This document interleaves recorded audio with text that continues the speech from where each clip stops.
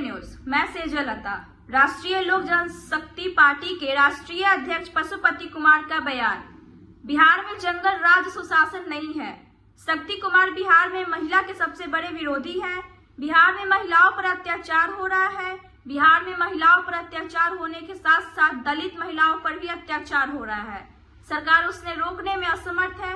बिहार में भ्रष्टाचार चरम पर है। अपराधी बेलगाम हो चुके हैं। वीआईपी इलाकों में फायरिंग की जा रही है। नीतीश कुमार ने मानसिक स्थिति ठीक नहीं है, इलाज चल रहा है। जिस मुख्यमंत्री का इलाज चल रहा हो वो कैसे राज्य को संभालेगा। केंद्र सरकार की रिपोर्ट के अनुसार बिहार काफी खराब है।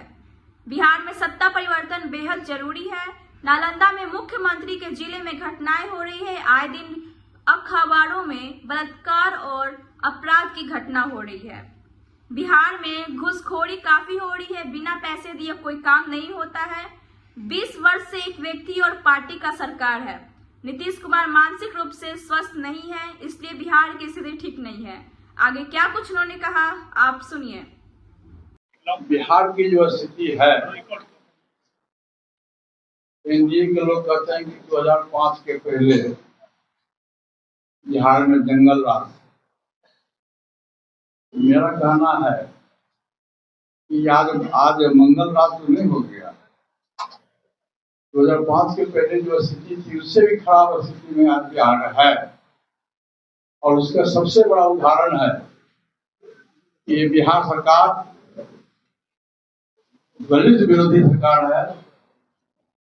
और महिलाओं की बात करते हैं नीतीश कुमार जी, लेकिन सबसे अधिक कोई विरोधी व्यक्ति इस देश में कोई मुख्यमंत्री महिला का है और दलित का है तो वो व्यक्ति का नाम है आदरणीय श्री नीतीश कुमार जी। आपने देखा होगा कि आज से होली के दिन औरंगाबाद में कोमल पासवान नाम की लड़की थी, 14 वर्ष की लड़की थी। उसको जाति सूचक अपमानजनक बात करके उसके छाती पर गाड़ी चला दिया गया। वो किसी व्यक्ति और किसी दल का पदाधिकारी था और घटनास्थल पर उसकी मृत्यु हो गई। लेकिन बिहार सरकार के द्वारा आज तक जो उसके परिवार को उचित राशि मिलनी चाहिए, उचित न्याय मिलनी चाहिए, वो आज तक नहीं मिला। ये बिहार के लिए बहुत दुर्भाग्यपूर्ण स्थिति है। आज से 10 दिन पहले, 15 दिन पहले मुजफ्फरपुर की घटना है, कोहली विधानसभा क्षेत्र की घटना है। वहाँ 14 वर्ष की बच्ची स्कूल से पढ़ के जा रही थी और उसके साथ सामाजिक तत्व के द्वारा 3-4 लोगों के द्वारा उसके साथ बलात्कार किया गया। और जब वो लड़की उस व्यक्ति को पहचान गई तो उसकी हत्या करने की कोशिश की गई और जो किडनैपर था वो उसको अपने समझ से हत्या कर दिया था, गला काट दिया। वो बच्ची दवाई के अभाव में, साधन के अभाव में वहां तुरंत रही मुजफ्फरपुर में और बाद में उसको किसी तरह से लाया गया पटना पीएमसीएच में। लेकिन ये बिहार सरकार का जो हेल्थ विभाग है, इतनी खराब स्थिति है। तो दलित बच्ची गाड़ी पर बैठी रह गई एम्बुलेंस पर, लेकिन बिहार सरकार के द्वारा पीएमसीएच में उसको कोई जगह नहीं दिया गया, कोई बेड नहीं दिया गया और नतीजा हुआ कि उस बच्ची की मृत्यु हो गई। उसके लिए सभी विपक्ष के लोगों ने आंदोलन भी किया। तो ये बिहार की स्थिति है। परसों में देख रहा था अखबार में कि लखीसराय में एक मुखिया जी को और एक वार्ड कमिश्नर को 3 धारे गोली मार के हत्या कर दी गई। जहाँ माननीय मुख्यमंत्री जी का जिला है नालंदा, वहां आपने देखा होगा से 4 महीना 5 महीना पहले एक वृद्ध महिला को पैर में कांटी ठोक के उसके साथ में दुर्व्यवहार किया गया। ये बिहार की स्थिति है। आए दिन जब भी आप अखबार पढ़िए, टीवी देखिए, सोशल मीडिया लोग देखते हैं तो मतलब भी है तो किसी न किसी महिला के साथ में बलात्कार और हत्या की घटना घट रही है। दूसरी बात है कि बिहार में घूसखोरी बहुत हो गया। आप सचिवालय में जाइए, ब्लॉक में जाइए, कहीं भी जाइए, बिना घूस दिए हुए, बिना पैसा दिए हुए कोई काम नहीं होता है। और उसका जो उदाहरण है परसों माननीय मुख्यमंत्री के निवास के बगल में और माननीय नेता प्रतिनिधियों के निवास के बगल में जो घटना घटी है, ये भी एक शर्मनाक घटना है। इस ढंग से आए दिन बिहार में लूट, घसोट, हत्या, बलात्कार, घुसखोरी चरम सीमा पर है। उसका एकमात्र कारण है, आप सब लोग भी जानते हैं कि 20 वर्षों से एक व्यक्ति की सरकार है और एक पार्टी की सरकार है। और हमारे जो बिहार के माननीय मुख्यमंत्री जी है, मुझको कहने में कोई संकोच नहीं है, वो मानसिक रूप से स्वस्थ नहीं। जो मानसिक रूप से खुद देश का बिहार स्टेट का मुखिया स्वस्थ नहीं हो तो देश में क्या कल्याण होगा। ऐसे ही आप देखिए कि लगातार प्रत्येक महीना में माननीय प्रधानमंत्री जी का प्रोग्राम बिहार में होता है।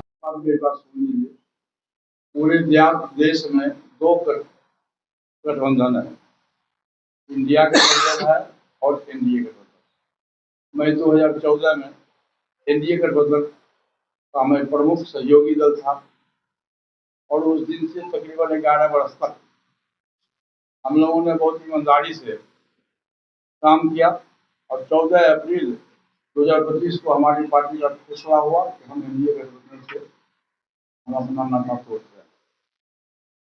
भाजपा विश्व की सबसे बड़ी पार्टी है, जहाँ 25-26 है छोटे छोटे दल का गठबंधन है। इसी तरह से बिहार में भी है। हमारी पार्टी तो छोटा पार्टी है, छोटी पार्टी है। हम अपने पार्टी के संगठन को पूरे बिहार में 4-5 महीना के अंदर में 25 जिला का भ्रमण किए हैं। हम अपने पार्टी के संगठन को मजबूत कर रहे हैं और उसमें हम इंटरनल सर्वे भी कर रहे हैं कि हमारा उम्मीदवार किस विधानसभा क्षेत्र में जीता हुआ उम्मीदवार होगा। वो हम लोग का सर्वे अभी चालू है।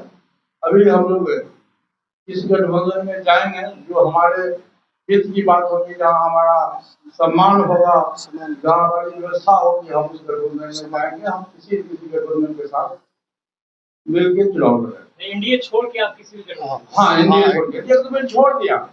14 अप्रैल को बाबा साहब भीमराव अम्बेडकर की जयंती के अवसर पर आप इस मीटिंग में थे। देखिए, हम लोगों का जो सपना है, हम लोग बाबा साहब भीमराव अम्बेडकर के परिवार के लोग, हम लोग को परिवार के लोग मानते हैं। वो हमारे समाज में दलित समाज के जो देवता स्वरूप है। आज बाबा साहब भीमराव अम्बेडकर नहीं रहते, आज हम लोग इस चेयर पर नहीं बैठते। उनके साथ भी अपमान हुआ, केंद्र सरकार के द्वारा उनके साथ भी अपमान हुआ। मैं इसकी भी निंदा करता हूँ। और जब भी समय आएगा, जब भी चुनाव का समय नजदीक आएगा, अभी किसी दल का गठबंधन फाइनल नहीं हुआ, सीट से फाइनल नहीं हुआ। जब समय आएगा उस समय पर हमारा गठबंधन होगा। मैं आप तमाम साथियों को इसकी जानकारी नहीं दे दूँ। आपने आकाश यादव को पार्टी से निकाल दिया, क्यों निकाल दिया? वो पार्टी में निष्क्रिय थे। आप लोगों को गलतफहमी होगी कि जो आपसी गठबंधन था, वो ऐसी बात नहीं थी।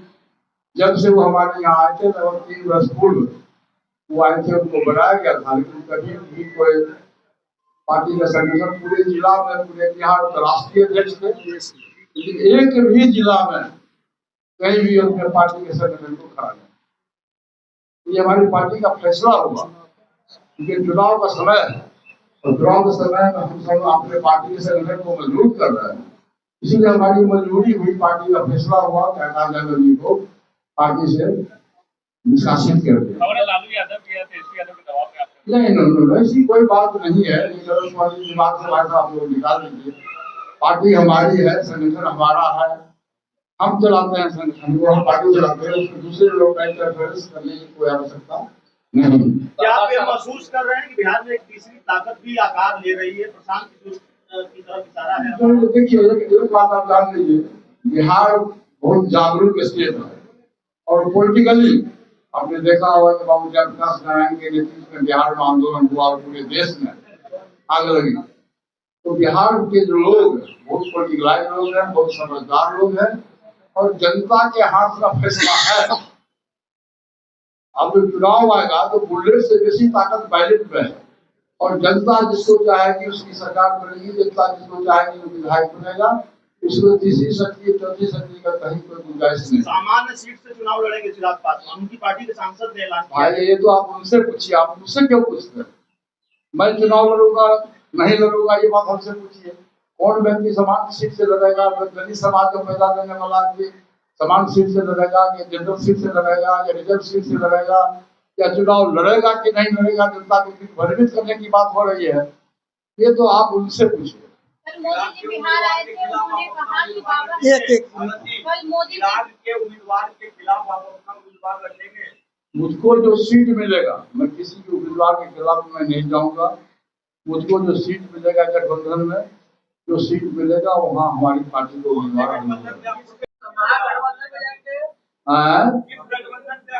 मैंने आपको कहा कि समान समझौता जो हमारी विचारधारा के है, सोशल बगैर पिछड़ा गरीब लोग हैं, जो दल बिहार में सामाजिक न्याय के लोग जो लोग हैं, हम उनके साथ में हमारी पार्टी की समझौता होगा और जो भी सीट मिलेगा हम निश्चित रूप से उस सीट पर हमारा उम्मीदवार जीतेगा। आरएलजे भी कितनी सीटों पर चुनाव लड़ना ये तो समय बताएगा भाई साहब, अभी तो किसी भी दल का फैसला नहीं हुआ। आप बताइए, भाजपा की बड़ी पार्टी का फैसला हुआ, आरजेडी और कांग्रेस का फैसला हुआ नहीं हुआ, और अभी फैसला होगा भी नहीं। देखिए, जब समय आता है तब ये लड़का चिपकाया जाता है। भाजपा लगातार बाबा साहब भीमराव अम्बेडकर के अपमान के बारे में लालू यादव पर सवाल उठा रहे हैं, क्या कहेंगे? सबसे पहली बात तो भाई साहब ये है कि बाबा साहब भीमराव अम्बेडकर के संबंध में पार्लियामेंट हाउस में जो आपत्तिजनक बात हुआ, उससे बड़ी बात और कुछ नहीं हुई। लालू जी अपमान ये चुनावी स्टंट है। अरे लालू जी बीमार व्यक्ति हैं, उनका 70वां जन्म दिवस था और उनकी आदत है, शुरू से आदत है, आप लोगों ने भी देखा होगा, उनका पैर नीचे रखने में पैर खुल जाता है, इसलिए वो कुर्सी पर रखे हुए थे। बाबा साहब भीमराव अम्बेडकर का जो मूर्ति आया उसको लालू जी ने देखा भी नहीं, कोई वर्कर्स आके साथ, इसलिए उनके लिए नीति में और नियत में कहीं कोई फर्क नहीं है। और सामाजिक न्याय के सबसे बड़े बिहार में लालू प्रसाद यादव जी है, जिन्होंने सामाजिक न्याय की बात करी और शोषित दलित पिछड़ों का उन्होंने आवाज दिया। इसीलिए ये बात कहना कि लालू यादव जी ने बाबा साहब भीमराव अम्बेडकर की मूर्ति का अपमान किया, मैं समझता हूँ ये पॉलिटिकल स्टडी। महागठबंधन आप